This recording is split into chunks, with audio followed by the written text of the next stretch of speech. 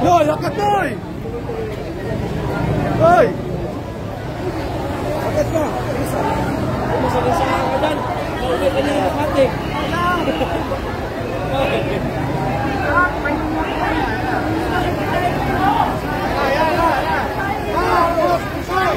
Marcos resign! Marcos resign! Marcos resign! Marcos resign! Marcos resign! Marcos resign! Marcos resign! Marcos resign! Marcos resign!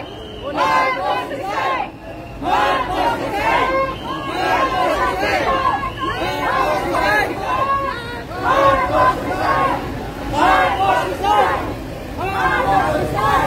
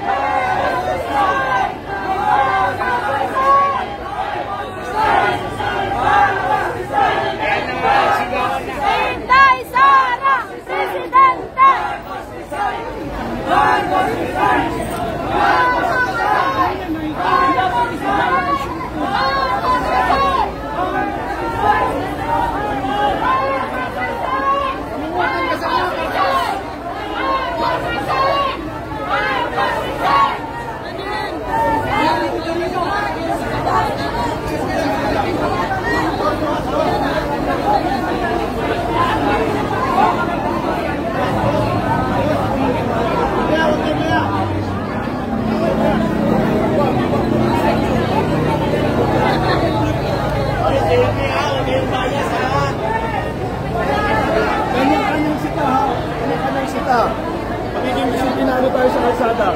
Magpitin sa taas.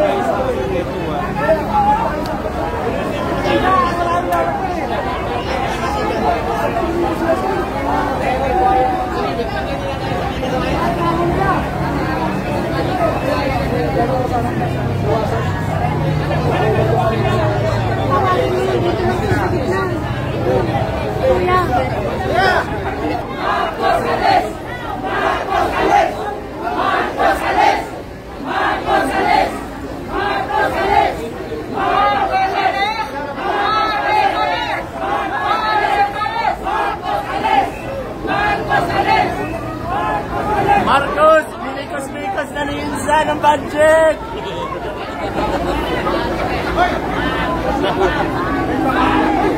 Para sa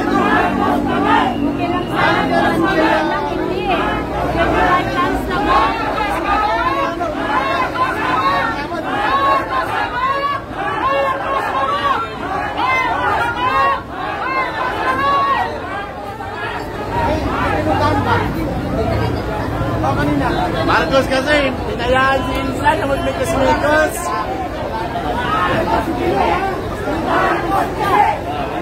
Freedom of speech! Marcos resign! Marcos resign! Marcos resign! Marcos resign! Marcos resign! Marcos resign!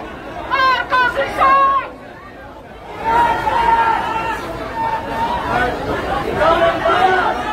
Bagong presidente, bagong bakat!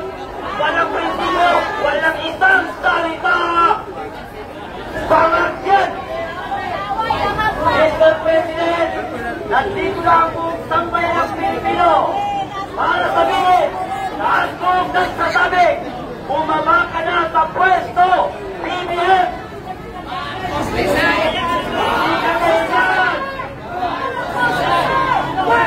Inday Sara,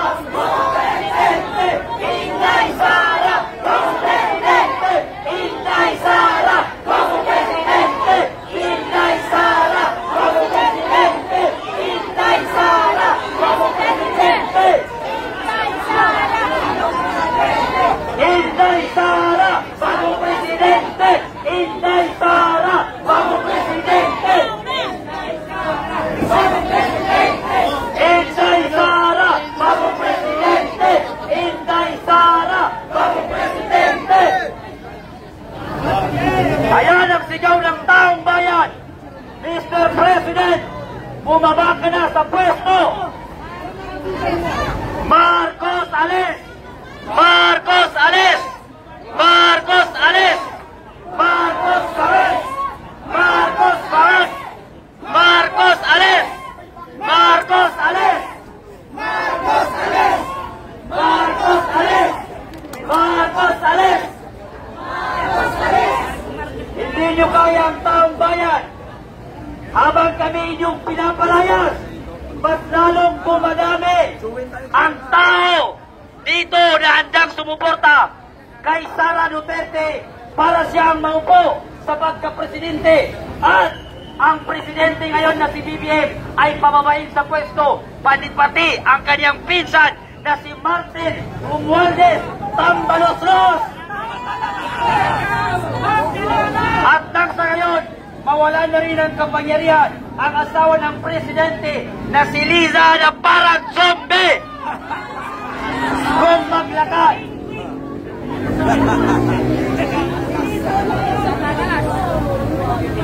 Parang penguin, parang palaka, parang zombie. Akala mo, napakaganda mo pag naglakad ka at nakagaon. Para kang penguin, nakakasuka! Limig! Bagong presidente, bagong balyo! Walang prinsipyo, walang isang salita! Si BBM, bangag na presidente ng Pilipinas! Mga kababayan naming Pilipino, inaanyayahan namin kayo na makisali sa aming rally nang sa gayon, mapaalis na sa ating gobyerno ang mga demonyo at mga buwayang politiko na nakaupo ngayon sa gobyerno natin. At hindi nila kayang gampanan ang kanilang trabaho sa gobyerno sapagkat sila'y puro adik. Puro adik at bangag ang mga nakaupo ngayon sa ating gobyerno dito sa Pilipinas. At alam natin na si BP Sara Duterte na lamang ang tanging pag-asa ng sambayan ng Pilipino. At kapag hindi natin napalis sa gobyerno ang mga kupal at adik na yan na si BBM sa pagka-presidente, sila ang lason ng sambayan ng Pilipino at sila ang magiging lason ng kabataan. Bakit sila ang magiging lason ng kabataan? Sapagkat ngayon, ang mga adik, hindi na sila nagsitaguan. Bumalik na ang mga adik at droga. Alam natin, noong nangampanya si BBM sa pagkapangulo, na ang promise niya sa atin, 25 na lamang ang isang kilong bigas. 20 pesos. Pero nung siya'y maupo, nawala ang 20 pesos at naging 60 pesos ang isang kilo. At ang bumaba ay shabu. Ang pangako niya, bigas ang pababain. Nagmahal ang bigas, bumaba ang shabu sa ating bansa, mga kapatid. Kaya, hindi tayo susuko, hindi tayo uuwi hanggat hindi bababa sa pwesto ang presidenteng bangag na yan.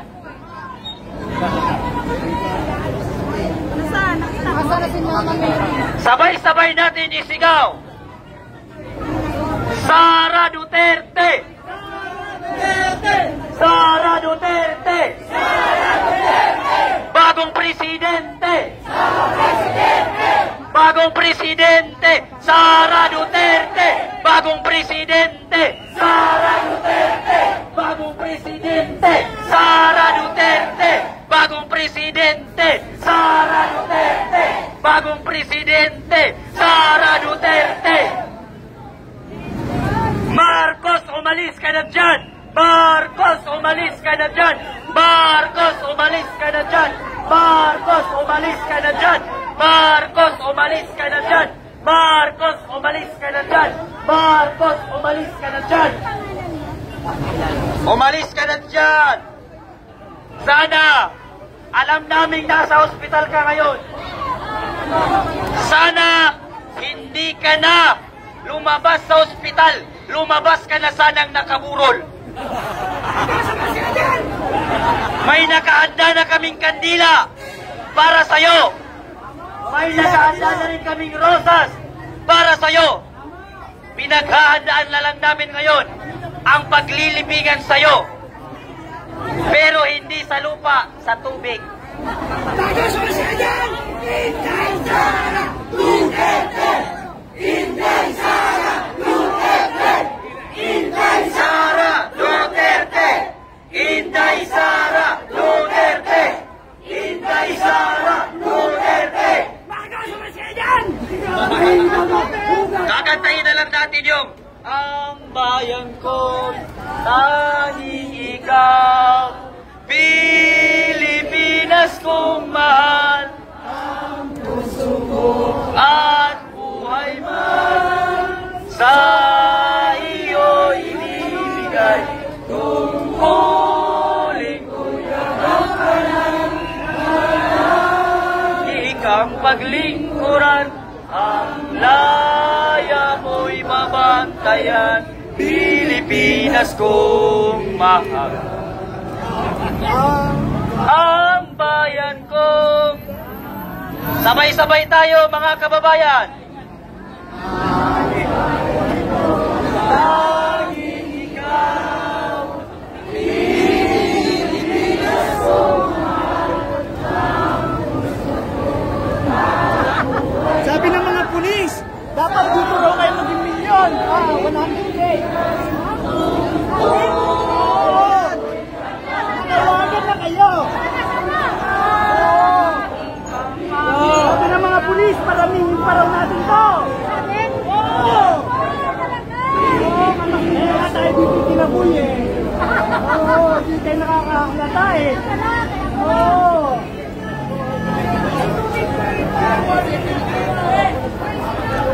Abang Lindros! Hindi na tayo nagkakasin! Dito na Duterte! Duterte! Duterte! Duterte! Duterte! Duterte! Duterte! Duterte! Duterte! Duterte! Duterte! Duterte!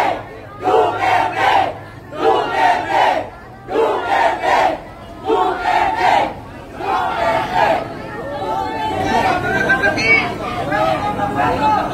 Ibigay ng mensahe para sa mga tao na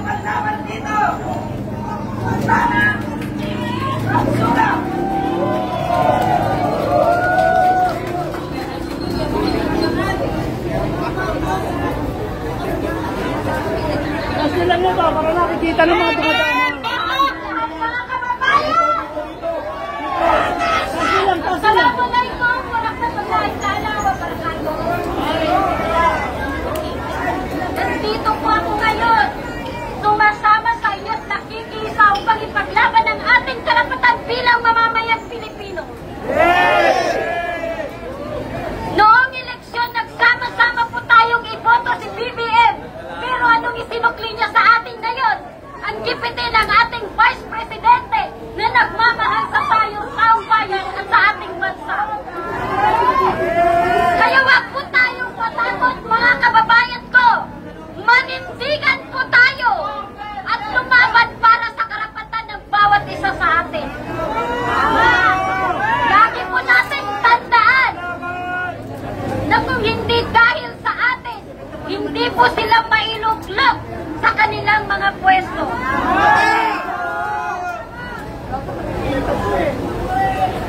Kaya nandito po ako, hindi ako natatakot.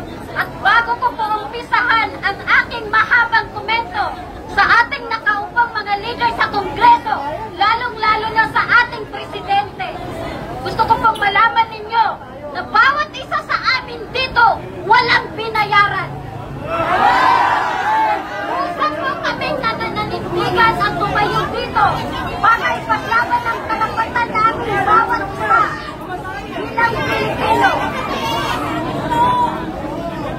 Kaya, mga kababayan ko, lagi po natin tandaan, lalo na kaming kagamang-insanaw ng matamat utang na loob ni BBM ang pagkahalal sa kanya bilang Presidente kay VP Sara Duterte. Sariwa pa po sa amin ang martial law na dahilan ng pagkamatay ng maraming pamilya sa amin dahil sa pagkaupo ng kanyang amang dating President Marcos. Pero, nagtiwala ang taong bayan, nagtiwala ang mga Muslim, lalong-lalo na sa Maguindanao, sa mga Marcos, dahil kay VP Sara Duterte. Mabuhay ang Duterte! Duterte! Duterte!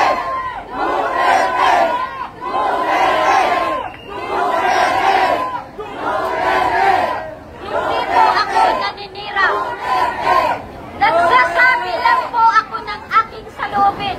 At alam ko, bawat isa sa inyo, kaya kayo nandito para ibahagi ang inyong naranasan sa pamumuno ng bagong administrasyon. Kaya wag po tayong matakot. Lumaban pa po tayo para sa karapatan natin at para sa karapatan ng mga ating mga anak. Kaya, alam ko, kilala po ninyo ako. Nung last election, lagi po akong nakatula dahil ipinaglalaban po ang UNITIM. Pero nasaan ang UNITIM ngayon? Anong ginawa ninyo sa aming Vice President? Na ang alam po namin lahat na hindi dahil